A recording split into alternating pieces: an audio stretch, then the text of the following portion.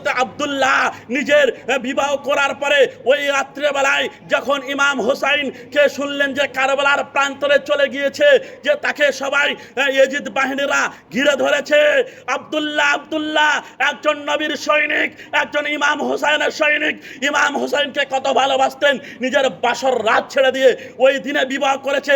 সন্ধ্যাবেলা খবর চলে গেল নবীর আল আওলাদরা সেইখানে যুদ্ধ করতে গিয়েছে, সেইখানে ইমাম হোসাইনকে সবাই ঘিরে ধরেছে কারবালার প্রান্তরে। এই কথা শোনার সঙ্গে সঙ্গে আব্দুল্লাহ নিজের সিদ্ধান্ত নিলেন, আমি আর বাসর রাত করব না, আমার বিবির সঙ্গে আনন্দ ফুর্তি করব না, আমার বিবির সঙ্গে মজা করব না, আমার বিবির সঙ্গে রাত কাটাবো না। আব্দুল্লাহ সিদ্ধান্ত নিলেন, কি সিদ্ধান্ত নিলেন? মায়ের কাছে চলে গেলেন। বৃদ্ধ মা ছিল, এ মা জননী, আমার কানে খবর চলে এসেছে ইমাম হোসাইন কারবালার প্রান্তরে শহীদ হতে গিয়েছেন, সেইখানে তাকে সবাই ঘিরে ধরেছে, যুদ্ধ শুরু হয়ে গিয়েছে।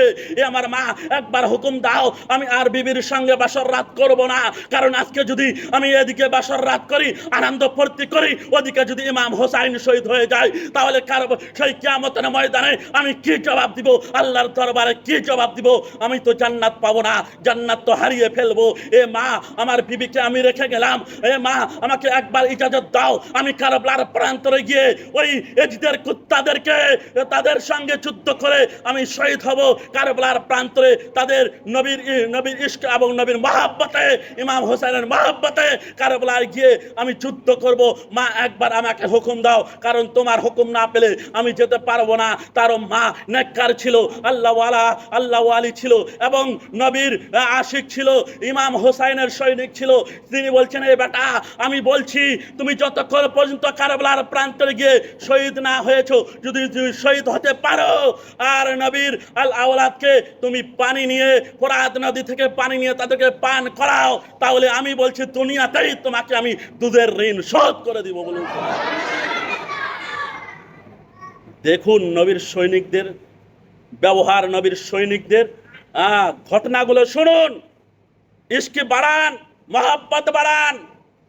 তিনি বলছে, আমার ছেলে, যাও শহীদ হয়ে যাও ইমাম হোসেনের মহব্বতে, তাহলে আমি কাল কিয়ামতের ময়দানে বলতে পারবো আমি একজন শহীদের মা। বলুন সুবহানাল্লাহ, আমি একজন শহীদের মা। তার বিবির কাছে গেলেন, এ আমার বিবি, আজকে তোমার সঙ্গে বিবাহ হয়েছে, ঠিক মতো তোমার সঙ্গে আমার সম্পর্ক হয়নি, ঠিক মতো তোমার সঙ্গে আমার পরিচয় হয়নি, তারপরও আমি তোমার কাছে একটু ইজাজত নিচ্ছি, আমি চলে যাচ্ছি কারবালার প্রান্তরে শহীদ হতে।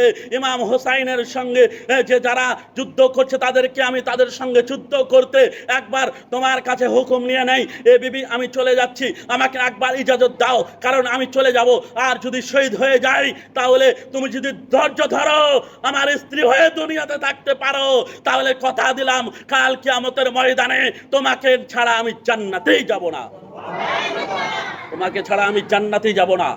তার বিবি বলছে, হে আমার স্বামী, যাও, আমি হুকুম দিয়ে দিলাম, কারণ আমি দ্বিতীয় আর জীবন বিবাহ করব না, দ্বিতীয় আর ছেলের কাছে আমি নিজের হাত দিব না, তোমার স্ত্রী হয়ে দুনিয়াতে আমি বেঁচে থাকবো।